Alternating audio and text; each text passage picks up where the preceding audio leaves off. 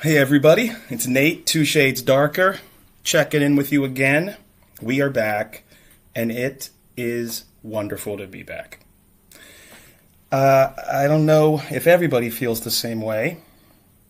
I think some people right now are in a weird place in between this stuff in Ukraine and the stuff, going on here with the infighting, which people really aren't even talking about. With the high prices of food, inflation at the pump, it's rough. It really is rough. Things are more expensive. Can't find chicken wings without spending $1 billion on them. You can't just go buy regular food items that you usually would have, for a barbecue without the barbecue costing twice as much money. So, people are a little worried, understandably. I say go out, secure employment, work really hard, do that and get that paycheck, brother. That's what I say. To begin today, we're going to talk about what's going on with the freedom of speech. Free speech, as we like to say here in America, which means you're allowed to say whatever you want to say without it causing harm to other people. Violence, inciting violence, basically. So I'm a fan of free speech. I think, and I really do advocate it. You can say just about anything in my presence to me, about me, whatever. I really don't care. Have at it. Don't talk about my mom or my kids, and you're probably good to go. And also, just don't talk about them anyway. I don't know why you would. You'd probably be a big dick.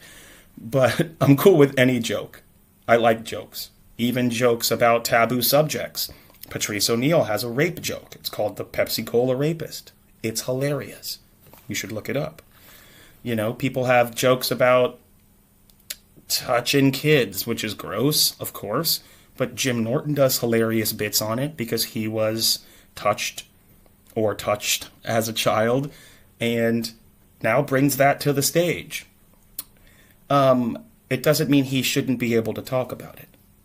Joe Rogan has people on his podcast, and they might say something. But that's not Joe Rogan's fault. And it's not that person's fault either. If you're having a discussion, you should be allowed to discuss what we're talking about. And some of those things might include the word nigger. They might include something about how the Jews were treated. It might include the word hunky.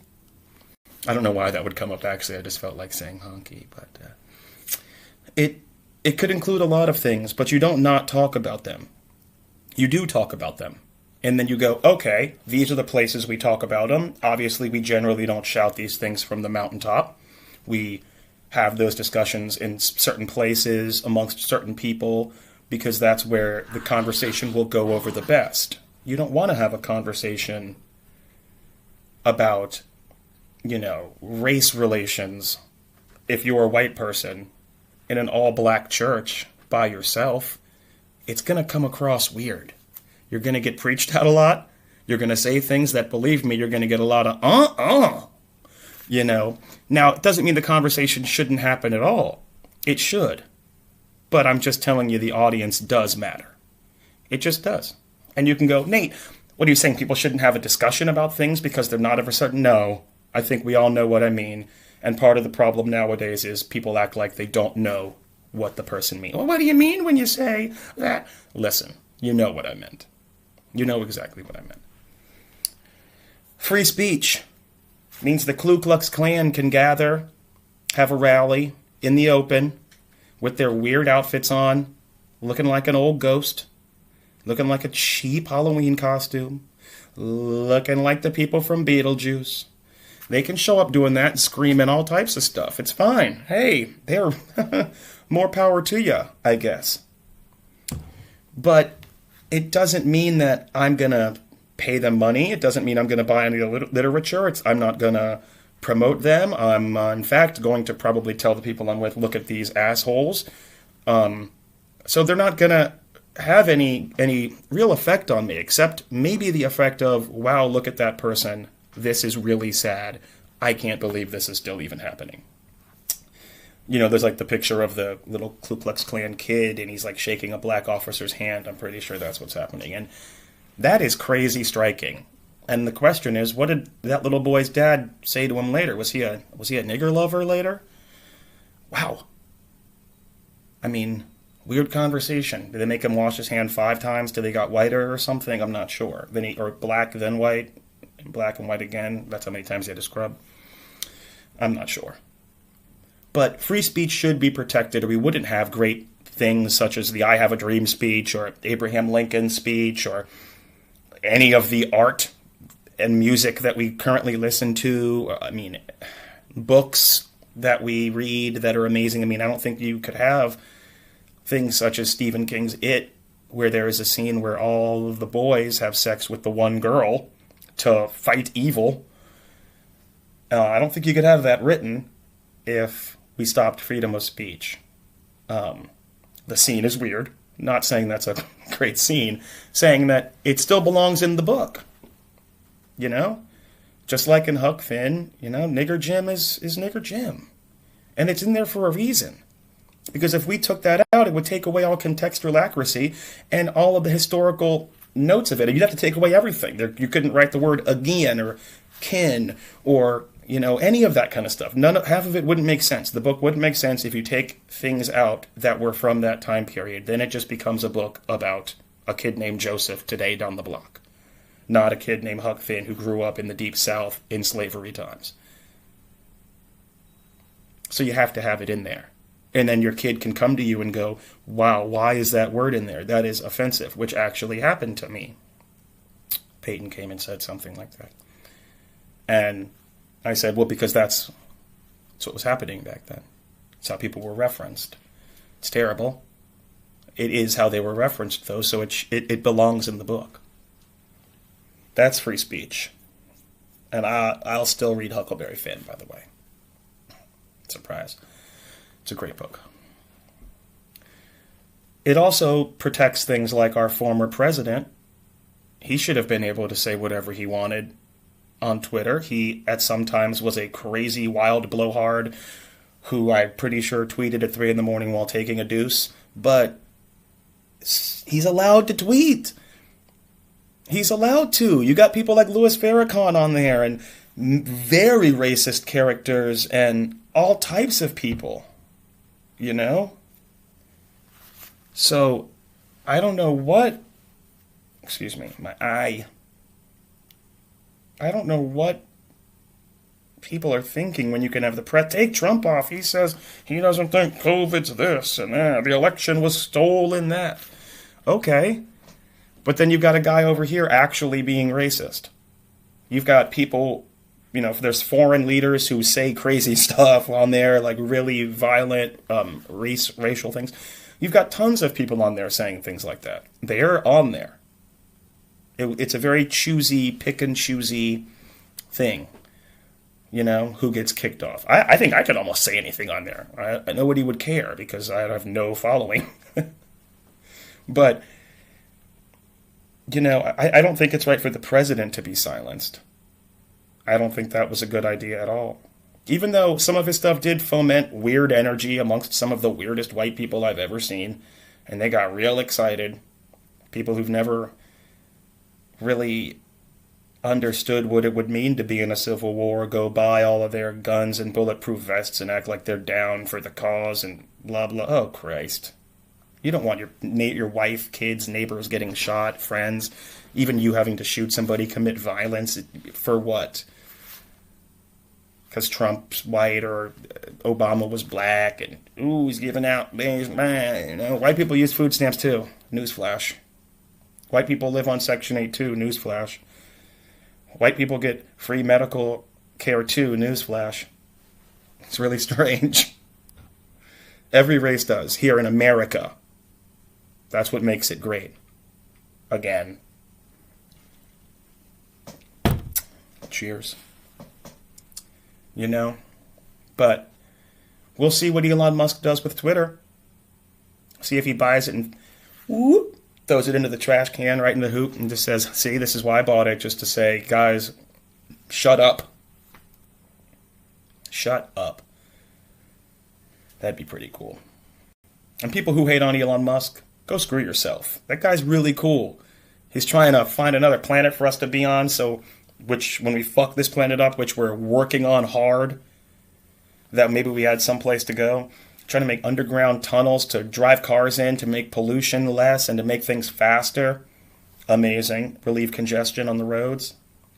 Starlink satellites help Ukraine like that. I mean, we're going to get into stuff like that in a second here. I think he's great. We'll see what he does. Maybe he does nothing. Maybe he just unblocks everything and makes it free. That would be free speech. Unblock everybody. So I can read a guy say the N-word and go, that's an idiot.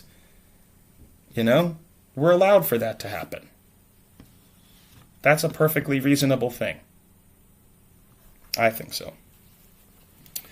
But, well, we were just talking, I just said Ukraine. So, you know, we've, I guess, thwarted a few attacks I didn't know, which led me to, we're definitely in World War III. Let's just say that. And I love how the news is like, are we going to get into World War III? We are. If we have, well, number one, Russia said we are in World War III. Russia said we are going to war with them already because we have already supplied too much arms and have directly and indirectly helped in the fighting. So we are already on the other side. They've already declared war.